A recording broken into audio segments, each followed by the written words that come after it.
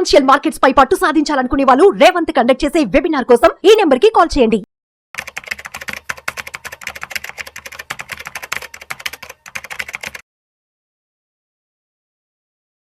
Welcome to Vishnu talks. నేను విష్ణు. ప్రస్తుతంతో పాటు senior stock market analyst either Ramakrishna గారు ఉన్నారు. వారితో మాట్లాడదాం. సార్ ఈదర్ రామకృష్ణ గారు నమస్తే. సార్ నమస్తే విష్ణు గారు. ఈదర్ రామకృష్ణ గారు welcome to Vishnu talks. So either Ramakrishna గారు, ప్రోగ్రామ్ స్టార్ట్ అవడానికి ముందు యుద్ధం వర్సెస్ మార్కెట్ అని మాట్లాడుతున్నప్పుడు మీరు ఒక మాట అన్నారు. యుద్ధానికి సంబంధించిన వార్తల వల్ల మార్కెట్కి ఏం జలక్కేం పడదు, మార్కెట్కి పోయేది ఏం లేదంటూ కూడా మీరు ఒక మాట అన్నారు సరదాగా. ఒకవైపు ఏమో పాకిస్తాన్ వైపు నుంచి, మరోవైపు భారత్ నుంచి యుద్ధానికి సంబంధించిన ఏర్పాట్లు, యుద్ధానికి సిద్ధం అంటూ కూడా గత 2-3 రోజుల నుంచి మనం జరుగుతున్న హడావిడి, భయానక వాతావరణం చూస్తున్నాము. మరి మార్కెట్లకి ఎక్కడ పోయేది ఏం లేదని మీరు ఆ మాట ఎందుకన్నారో నాకు అర్థం కాలేదని ఒకసారి డీటెయిల్గా చెప్పండి. అసలు ఇప్పుడు ప్రస్తుతం మనం ఇండియాని పాకిస్తాన్ని కంపేర్ చేసినప్పుడు ఇండియా చాలా దూరం వెళ్ళిపోయింది. అంటే గ్రోత్ పరంగా కానీ, డెవలప్మెంట్ పరంగా అన్ని విధాలా చూసినప్పుడు ఇండియా చాలా అడ్వాన్స్డ్ స్టేజ్లో ఉంది. పాకిస్తాను ఈ ఎక్కువ డిపెండెన్సీ యుఎస్ మీద పెట్టుకొని, యుఎస్ ఫండింగ్ మీద, యుఎస్ వాళ్ళు ఇచ్చే రాయితీల మీద బతకటం వల్ల చాలా దేశంగా మారిపోయింది. ఇలాంటి సందర్భంలో బహుశా యుద్ధము చేసే సాహసం పాకిస్తాను చేయకపోవచ్చు మన దేశంతో. మోస్ట్లీ మన దేశం ఏదన్నా సర్జికల్ స్ట్రైక్స్ లాంటివి చేసే అవకాశాలు మనం కొట్టిపారేయాలి. కానీ సర్జికల్ స్ట్రైక్స్ చేసే ముందు కూడా ఆల్రెడీ కాశ్మీర్లో ఉన్న ఉగ్రవాదులు కానీ, టెర్రరిస్టులు వీళ్ళందరినీ ఏర్వేసే కార్యక్రమం జరగచ్చు.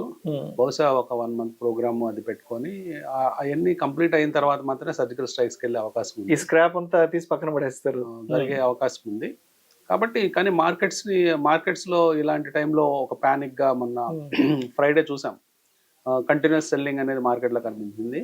సేమ్ మళ్ళీ అదే ఫ్రైడే కొంతమేర మార్కెట్స్ రికవరీ కూడా మధ్యాహ్నం నుంచి రికవరీ కూడా అయిపోవడం చూసాం మళ్ళీ. సో మెయిన్గా మనము ఇప్పుడు జరిగే అంటే కేవలం మాటల యుద్ధం అయితే జరుగుతూ ఉంది లీడర్స్ మధ్యలో. సో ఇది మాటల యుద్ధం వరకే పరిమితం అవుతుంది కానీ రియల్ యుద్ధంగా మారకపోవచ్చు అని నేను అభిప్రాయం. అంటే మార్కెట్ కూడా ఒక 2 రోజుల నుంచి కొంత తడబాట్లకు గురి అవుతోంది కదా. సో ఇది ఇంకా ఫర్దర్గా ఎక్కువ ఉండే అవకాశం ఉందంటూ కూడా కొన్ని వార్తా కథనాలు వెలువడుతున్నాయి కాబట్టి, సో అంటే ఎందుకు ఉండకపోవచ్చు అంటారు తడబాట్లు? అంటే మీరేమో తడబాట్లు ఉండవని చెప్తున్నారు కాబట్టి, సో ఎందుకు ఉండకపోవచ్చు అంటారు అసలు? మెయిన్గా మనము ట్రంప్ ధోరణి చూసాము. ఏప్రిల్ మాసంలో మొదటి వారం నుంచి చూస్తే ట్రంప్ టారిఫ్ వారు అది ఇది ప్రకటించిన తర్వాత ఏ దేశం కూడా, మిగతా దేశాలు కామ్గా ఉన్నా కానీ చైనా మాత్రం ఏమాత్రం లొంగలేదు. చైనా ధీటుగా మళ్ళీ వాళ్ళు కూడా టారిఫ్స్ విధించడం అమెరికా మీద చూసాం. సో ఫైనల్గా అమెరికానే వెనక్కి తగ్గి first 90 days cool of time తీసుకుంది. ఆ పీరియడ్లో అంటే 90 రోజులు పోస్ట్ పోన్ చేసినట్లుగా అర్థం చేసుకోవచ్చు. ఈ లోపల ట్రంప్ వ్యాఖ్యలు కానీ అవన్నీ మనం గమనిస్తే చాలా సామరస్య ధోరణితో ఆయన మాట్లాడటం మొదలుపెట్టారు. ఎప్పుడైతే దేశంలోనే వ్యతిరేకత వచ్చిందో, వాళ్ళ దేశంలో సర్వే చేయించుకుంటే కేవలం 43% మాత్రమే అభిమానించడం, మిగతా వాళ్ళందరూ రివర్స్ అయిపోవటం, ఇవన్నీ కూడా ఆయన కొంచెం అంటే ఆయన ప్రభ కొంచెం తగ్గుతుందని మనం శాంతించారు. దాంతో కొంత శాంతించడం జరిగింది. ఇవన్నీ అయ్యే పనులు కాదు అని అర్థం చేసుకున్నారు. తద్వారా ఒక 90 days టైం తీసుకున్నారు. ఈ టైంలో డీటెయిల్డ్గా ఆలోచించుకొని ఒక పక్కా ప్రణాళికతో ఈసారి వచ్చే అవకాశం ఉంది. మెయిన్గా ఇవన్నీ కూడా ప్రతి ఒక్కరికి ఎకనామిక్స్ అనేది ఆల్మోస్ట్ ఈరోజు ఎకనామిక్ పాయింట్ ఆఫ్ వ్యూలో సడన్గా మనం ఒక నిర్ణయం తీసుకొని అందరినీ ఫాలో అవ్వమనడం చాలా చెప్పడం ఈజీ కానీ ప్రాక్టికల్గా అది పాసిబుల్ కాదు. సో అదే ఇప్పుడు జరిగింది. సో బహుశా సామరస్యపూర్వకంగా భవిష్యత్తులో ఈ దేశాలు మాట్లాడుకొని ఎవరు ఎక్కడ ఎక్కువ నష్టపోతున్నారు అనేది బేరీజ్ వేసుకొని దాని ప్రకారము టారిఫ్స్ విధించే అవకాశం ఉంది.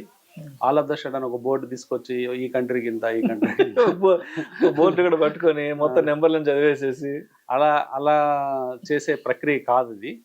సో అందువల్ల ట్రంప్ది టారిఫ్స్ అయిపోయిందని అనుకోవచ్చు.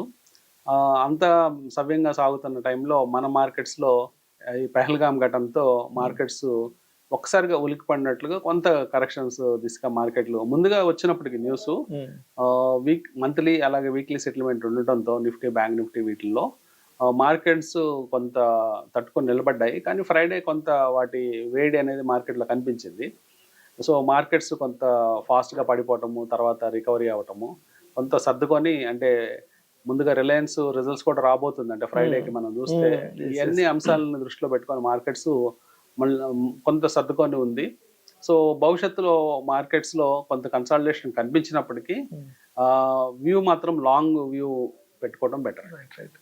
సో ఇప్పుడు మీరు Q4 రిజల్ట్స్ అన్నారు కదా, సో రిలయన్స్ ఆల్మోస్ట్ 10 లక్షల కోట్ల రూపాయల లాభాలంటూ కూడా ఇవాళ అన్ని పత్రికల్లో బ్యానర్ ఐటమ్గా కూడా తీసుకున్నారు.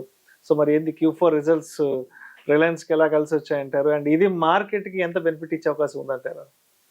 రిలయన్స్ పర్టికులర్గా 2 సెగ్మెంట్స్లో బాగా రాణించిందండి, 2-3 సెగ్మెంట్స్లో. ఒకటి జియో ప్లాట్ఫామ్స్. జియో ప్లాట్ఫామ్స్లో భారీగా ఒక 30% గ్రోత్ అనేది, ప్రాఫిట్ గ్రోత్ కనిపిస్తుంది. 7,000 కోట్ల రూపాయల ఆదాయం సంపాదించింది. అట్లాగే రెవెన్యూస్ 33,000 కోట్లకి ఎగబాకాయి. యావరేజ్ యూజర్కి వచ్చే ఆర్పు అని మనం చెప్తాము. ఆర్పు అనేది ఆల్మోస్ట్ 206 రూపాయలకి పెరగడం చూసాము. అంటే ఇది ఒక 15% ఇయర్ ఆన్ ఇయర్ గ్రోత్ కనిపిస్తుంది. సో టోటల్గా అంటే క్లియర్ విన్నర్గా ఈ ఏదైతే టెలికమ్యూనికేషన్ డివిజన్ ఉందో అది క్లియర్గా బాగా రాణించిందని చెప్పుకోవచ్చు. అట్లాగే రిలయన్స్ రిటైల్ కనుక చూస్తే దాదాపుగా ఇదొక 30% గ్రోత్, ప్రాఫిట్ గ్రోత్ కనిపిస్తుంది. దాదాపుగా 3,519 కోట్ల రూపాయలు మనకి రిటైల్లో ప్రాఫిట్స్ కనిపించాయి. 88,000 కోట్ల రూపాయల సేల్స్. అట్లాగే నెంబర్ ఆఫ్ స్టోర్స్ పరంగా చూస్తే ఆల్మోస్ట్ 500 స్టోర్స్ లాస్ట్ ఇయర్ కంటే ఈ సంవత్సరం పెరిగి 19,340 స్టోర్స్తో ఈ 2 సెగ్మెంట్స్ రిలయన్స్ ప్లాట్ఫామ్స్ అయితేనేమి, అలాగే రిటైల్ అయితే ఈ 2 కూడా బాగా రాణించాయి. అట్లాగే వాళ్ళకున్న జియో హాట్స్టార్ అనే ఒక మీడియా సంస్థ కూడా బాగా రాణించింది.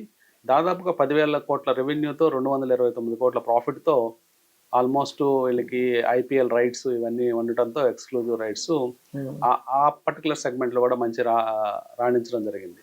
అయితే ఒకటే డిసప్పాయింట్మెంట్ ఏంటంటే O2C segment, oil to chemical segment మాత్రం కొంత నెగిటివ్ కనిపించిందండి. అంటే ఎబిడా మార్జిన్స్లో ఎబిడా ప్రాఫిట్ చూసినప్పుడు ఆల్మోస్ట్ 10% డౌన్ కనిపించింది లాస్ట్ ఇయర్కి ఈ సంవత్సరం కంపేర్ చేసినప్పుడు.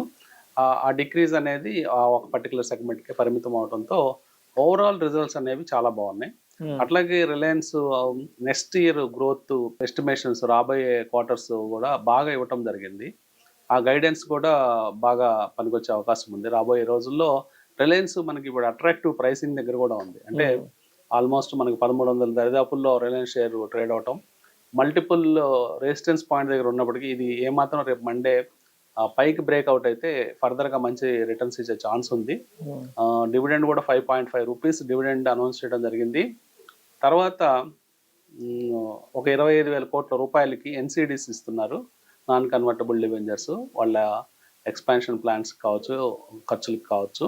క్యాపిటల్ ఎక్స్పెండిచర్ కూడా 131,000 కోట్ల రూపాయలకి ఫైనాన్షియల్ ఇయర్ మార్చ్ 25 దాకా ఖర్చు పెట్టడం జరిగింది. సో భారీ ఎత్తున ఎక్స్పాన్షన్స్ అట్లాగే గ్రోత్ అనేది రిలయన్స్లో ఇక్కడ నుంచి కనిపించే అవకాశాలు క్లియర్గా ఉన్నాయి. అండ్ ఐటీ స్టాక్స్ పరిస్థితి ఉంది ప్రస్తుతం? ఐటీ స్టాక్స్ మాత్రం కొంత నిరాశపరిచినట్టే మనం అనుకోవాలి. పర్టికులర్గా మనము కొన్ని ఫ్రంట్ లైన్ స్టాక్స్ రిజల్ట్స్ చూసాము. TCS, ఇన్ఫోసిస్, HCL టెక్నాలజీస్ ఇలాంటివన్నీ కూడా.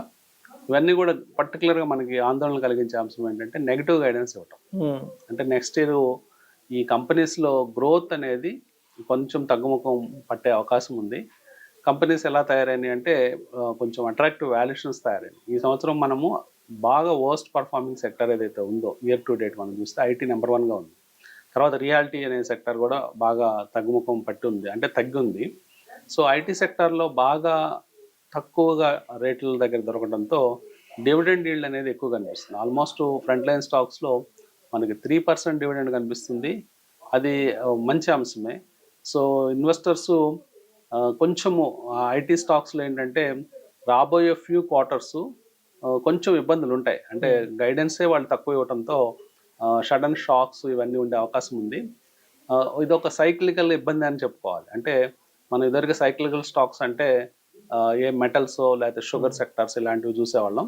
కానీ ఇప్పుడు కనుక మనం చూస్తే ఐటీ సెక్టార్ ఒక సైక్లికల్ సెక్టార్గా మారింది అనుకోవచ్చు. ఒక డౌన్ ట్రెండ్ అనేది ఇప్పుడు మనం చూస్తున్నాం.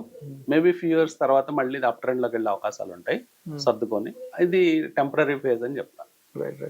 సో మరి ఇప్పుడు అంటే ఇప్పుడున్న ఈ గందరగోళంలో అండ్ ఇప్పుడున్న యుద్ధానికి సంబంధించిన వార్తల నేపథ్యంలో సో అంటే ఇప్పుడు అంటే ఏ సెక్టార్స్ కొంత అనుకూలంగా ఉండొచ్చు అంటారు అసలు? అంటే మెయిన్ గా మనకి ట్రంప్ టారిఫ్స్ రేపు మళ్ళీ 90 days తర్వాత ఈ లోపల కొంత నెగోషియేషన్స్ జరగచ్చు ఇండియా గవర్నమెంట్ కి, యుఎస్ గవర్నమెంట్ కి. మెయిన్ గా మనము ఆటోమొబైల్ సెక్టారు, ఫార్మా సెక్టారు, ఇట్లాంటివన్నీ ఐటీ ఇలాంటివన్నీ కూడా మనం యుఎస్ కి ఎక్కువ ఎక్స్పోర్ట్ చేస్తాం. సో ఆ సెక్టార్స్ ఇబ్బంది పడే అంశం ఉంటుంది ఇన్ కేసు ట్రంప్ టారిఫ్స్ ఆయన విధించే అవకాశం, అంటే ఎంత విధిస్తారు అనే దాన్ని బట్టి ఆ పర్టికులర్ సెక్టర్లో ఇబ్బంది ఉంటాయి కాబట్టి పర్టికులర్గా ఆ సెక్టార్లో గ్రోత్ కొంచెం తక్కువ కనిపిస్తుంది. కానీ ట్రంప్ నిర్ణయాలకి ఏమాత్రం సంబంధం లేని సెక్టార్స్ ఏదైతే ఉందో బ్యాంకింగ్ సెక్టర్ కావచ్చు, లేకపోతే ఫైనాన్షియల్ స్టాక్స్ కావచ్చు, పబ్లిక్ సెక్టర్ బ్యాంక్స్ కావచ్చు, లోకల్ ఎఫ్ఎంసీజీ స్టాక్స్ కావచ్చు, ఇవన్నీ కూడా చక్కగా రాణిస్తున్నాయి. సో అవన్నీ మనం ఇయర్ టు డేట్ చూసినప్పుడు చక్కటి పర్ఫార్మెన్స్లు మనకు కనిపిస్తున్నాయి. 14%, 15% సెక్టార్ వైజ్గా ర్యాలీస్ కనిపిస్తున్నాయి. ఈవెన్ 1 month డేటా తీసుకున్నప్పుడు కూడా కొన్ని సెక్టార్స్ బాగా రాణిస్తున్నాయి. వాటిలో ముఖ్యంగా ప్రైవేట్ సెక్టర్ బ్యాంక్స్, తర్వాత కన్జంప్షన్ స్టోరీ, ఇన్ఫ్రాస్ట్రక్చరు, అట్లా ఇన్ఫ్రాస్ట్రక్చర్ ఇట్లాంటి స్టాక్స్ ఏంటంటే ప్రైవేట్ బ్యాంక్స్ ఇవన్నీ కూడా ట్రంప్ డెసిషన్స్కి అట్లాగే వాటికి ఏమీ సంబంధం లేని సెక్టార్స్. అలాంటి సెక్టర్ అంటే ఇన్వెస్టర్స్ చాలా స్మార్ట్గా తెలివిగా ట్రంప్ నిర్ణయాలకి ఏమాత్రం అఫెక్ట్ కాని సెక్టార్స్ ఏవైతే ఉంటాయో ఆ సెక్టార్స్లో ఇన్వెస్ట్మెంట్స్ చేస్తున్నారని మనం అర్థం చేసుకోవాలి. సో ఇప్పుడు మార్కెట్ విషయానికి వస్తే లాస్ట్ ఒక 7-8 months ఎంత ఫాల్ జరిగిందో చూసాము. సరే మొత్తానికి ఫాల్ జరిగింది. తర్వాత రీసెంట్గా ట్రంప్ చేసిన హడావుడి వల్ల ఇంకా పెద్ద గందరగోళం జరిగింది మార్కెట్లో. సరే మొత్తానికి ఒక వారం 10 రోజుల వ్యవధిలో ఒక 7 sessions మార్కెట్ బాగా రాణించింది. అండ్ మళ్ళీ వెంటనే యుద్ధానికి సంబంధించిన వార్తల నేపథ్యంలో మళ్ళీ ఒక 2 రోజుల నుంచి కొంత తడబాట్లకు గురైంది కాబట్టి సో మరి ఇప్పుడు జరుగుతున్న ఈ అంశాలన్నింటినీ దృష్టిలో ఉంచుకొని ఇన్వెస్టర్స్ అనేవాళ్ళు ఏం చేయాలంటారు అసలు? ఇన్వెస్టర్స్ ఎప్పుడు కూడా ఈ ఎక్స్ట్రీమ్స్ చూసినప్పుడు ఎక్స్ట్రీమ్లో ప్యానిక్ అవుతూ ఉంటారు. అంటే ఫర్ ఎగ్జాంపుల్ బాగా మార్కెట్స్ పెరిగిపోతున్నప్పుడు ఒక యూఫోరిక్ కండిషన్లోకి వెళ్తారు. అంటే అప్పుడు మనం తెలివి ఉపయోగించాలి.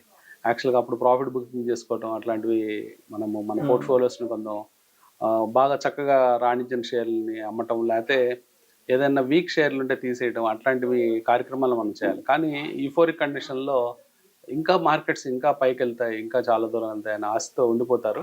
అట్లాగే ఎక్స్ట్రీమ్స్ అనేది లోవర్ సైడ్ జరిగినప్పుడు, అంటే మార్కెట్స్ బాగా పడిపోయినప్పుడు పానిక్ గురవుతారు. అంటే ఇక్కడ ఎందుకంటే ఇంకా పడిపోతుందేమో మార్కెట్స్, మనం ఇప్పుడు ఉండకూడదేమో మార్కెట్లో ఉండకూడదని స్టాక్స్ అని కూడా అమ్మేస్తూ ఉంటారు. సో ఈ ఎక్స్ట్రీమ్స్ అనేది మనం ఒక ఆపర్చునిటీగా మార్చుకోవాల్సిన అవసరం ఉంది. సో బాగా పడిపోయినప్పుడు స్టాక్స్ని మనం కొనుక్కోవటము, అలాగే బాగా పెరిగినప్పుడు మన పోర్ట్ఫోలియోస్ రీషఫుల్ చేసుకోవడం, ఇట్లాంటి అంశాల మీద దృష్టి కేంద్రీకరించాలి. అట్లాగే మ్యూచువల్ ఫండ్ ఇన్వెస్టర్స్ ఎస్ఐపిస్ ఆపేయటం, అంటే ఇంకా మనకి పెద్ద రిటర్న్స్ రావేమో, ఆగిపోయింది అంటే గ్రోత్ ఎన్ఏవి పెరగటం ఆగిపోవటం, గత 6 నెలల నుంచి కొంత ఎన్ఏవిస్ తగ్గడం కూడా మైనస్ చూస్తున్నాం. సో అలాంటి కూడా బాగా చేస్తూ ఉంటారు, అంటే ఎస్ఐపిలు ఆపేయటం లాంటివి. జనరల్గా ఎస్ఐపిస్ అనేవి మార్కెట్స్ పడుతున్నప్పుడే ఎక్కువ ఎస్ఐపిలు మనం కంటిన్యూ చేయాల్సిన అవసరం ఉంది. ఎందుకంటే ఎక్కువ యూనిట్స్ మీరు పొందే అవకాశం ఉంటుంది గతంలో కంటే. ఇప్పుడు ఎన్ఏవి తగ్గినప్పుడల్లా మీరు సేమ్ అమౌంట్ ఇన్వెస్ట్ చేస్తారు కాబట్టి, ఫర్ ఎగ్జాంపుల్ ఒక వ్యక్తి 5,000 రూపాయలు ఇన్వెస్ట్ చేస్తూ ఉంటే ముందుగా వచ్చే 100 యూనిట్ల కంటే ఇప్పుడు 110 యూనిట్లో 112 యూనిట్లో వస్తాయి. సో కొంత యూనిట్లు పెరుగుతూ ఉంటాయి కాబట్టి మార్కెట్స్ పడేటప్పుడే ఎస్ఐపిలు ఆపకుండా కంటిన్యూ చేయాలి. అలాగే షార్ట్ టర్మ్ ఫండ్స్, చాలామంది షార్ట్ టర్మ్ ఫండ్స్ తెచ్చి ట్రేడింగ్ చేస్తూ ఉంటారు, లేకపోతే ఇన్వెస్ట్మెంట్స్ చేస్తూ ఉంటారు. అవి కూడా వాళ్ళకి ఇబ్బందికరమైన అంశంగా మారుతూ ఉంటాయి. అంటే షార్ట్ టర్మ్ మనీస్ వల్ల ఏమవుతుందంటే ఆ మనీస్ రీపే చేయాల్సిన టైం వస్తూ ఉంటుంది. ఆ టైం వచ్చినప్పుడు వీళ్ళు ఆ మనీస్ మళ్ళీ రీపే చేసే ప్రాసెస్లో మార్కెట్ ఏదో బాటమ్ అవుతూ ఉంటుంది అప్పుడే. అలాంటి టైంలో స్టాక్స్ ఎగ్జిట్ అవటము, తర్వాత లాస్ బుక్ చేయటము, అప్పటికే ఇంట్రెస్ట్స్ అక్యూములేట్ అవుతూ ఉంటాయి. ఇలాంటిదే మళ్ళీ ఎంటీఎఫ్ ప్రోగ్రామ్ లాంటిది. అంటే స్టాక్ బ్రోకర్ దగ్గర అప్పు తీసుకోవటాన్ని మనం ఎంటీఎఫ్ అంటాం.